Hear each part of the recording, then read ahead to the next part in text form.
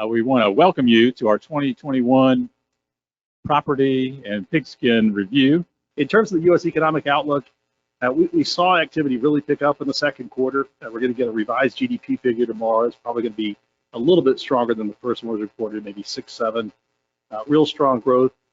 But more recently, we've seen with the rise of the Delta variant that economic activity has pulled back just a little bit. I don't know that it's pulled back. It just hasn't continued to ramp up. In terms of the inflation outlook, inflation is problematic. The Fed has been a little bit too optimistic in their wording on inflation. Inflation is going to be higher than the Fed's target until we have the next recession.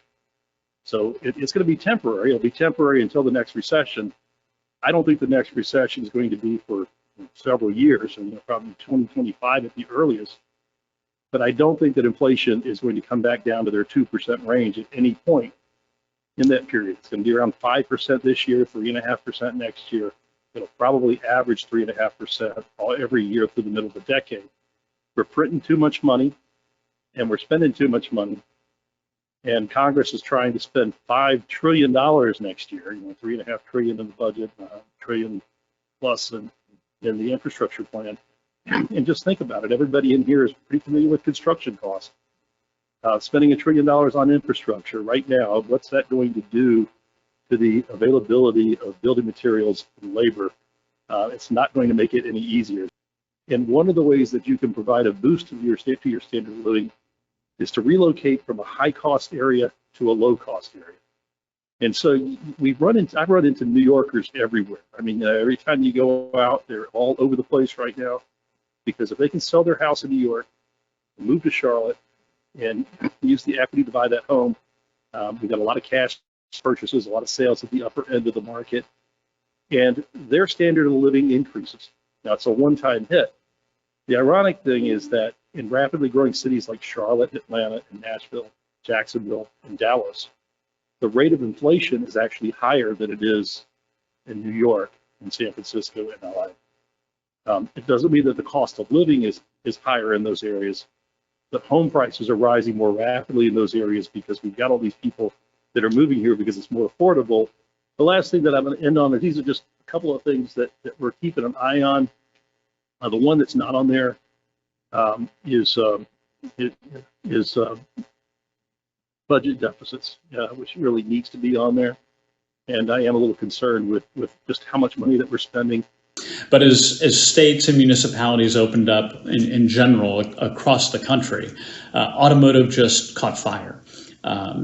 Consumers who had been reliant on the Ubers and Lyfts, the ride shares of the world, they were now opting for what was deemed safer in their perception, at least, of personal transportation. Those that had relied on public transportation now were fearful to get on buses and subways and instead turned to personal transportation. And they had disposable income.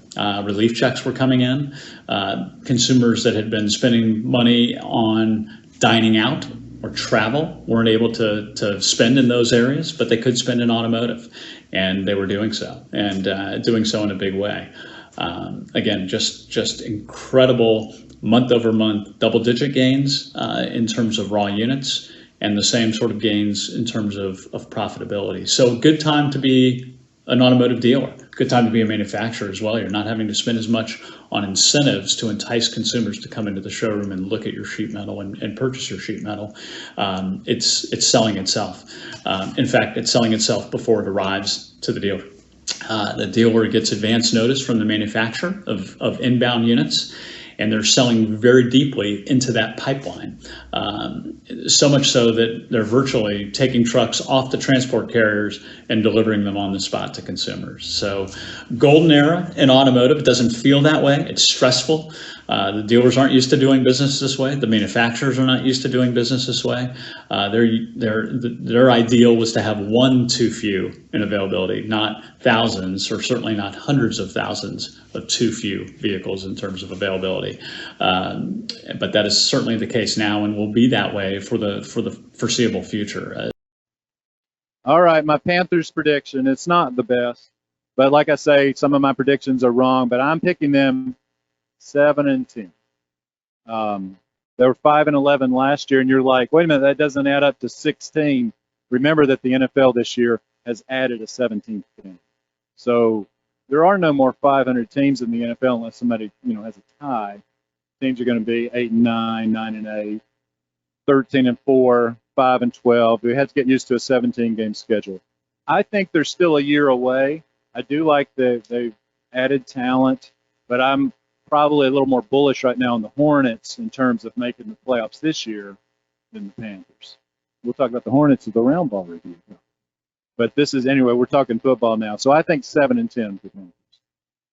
And again, here's Sam Darnold, the key guy really on this team. It's going to be better than 7-10. He plays great. Yeah, they could be 10-7. They're not going to beat Tampa Bay probably in NFC South, but they might be second and get a wild card. That would be kind of the high end for these guys. All right, let's go to college football.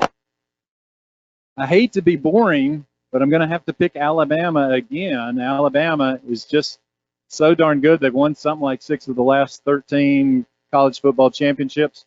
But I do have a new one in the Final Four. Now, that may be a little bit unobjective. I did go to Carolina.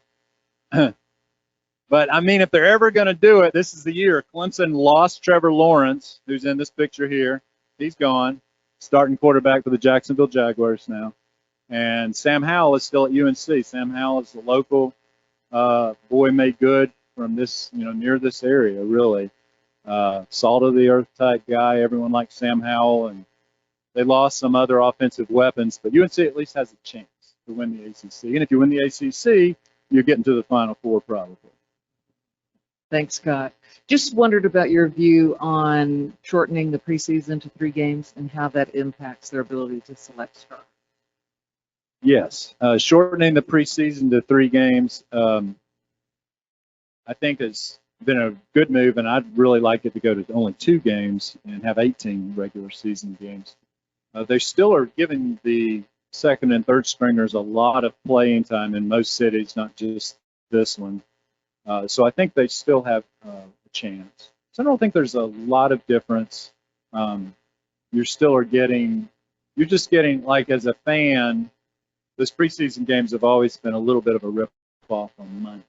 And so I think this was a fan move. The players, they played Sam Darnold. He's thrown 2 passes in 2 games. And I think if they played 4 games instead of 3, he would still play the exact amount.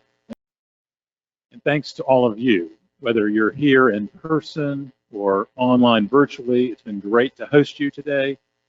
Look for a commercial real estate coffee chat coming your way, probably in the November timeframe via an email. And as Scott alluded to earlier, we're going to have our round ball and real property review events probably in the February timeframe, late February, on the eve of the NCAA tournament. So thanks again, you all. Be safe and stay well, and we'll see you again soon. Thanks so much.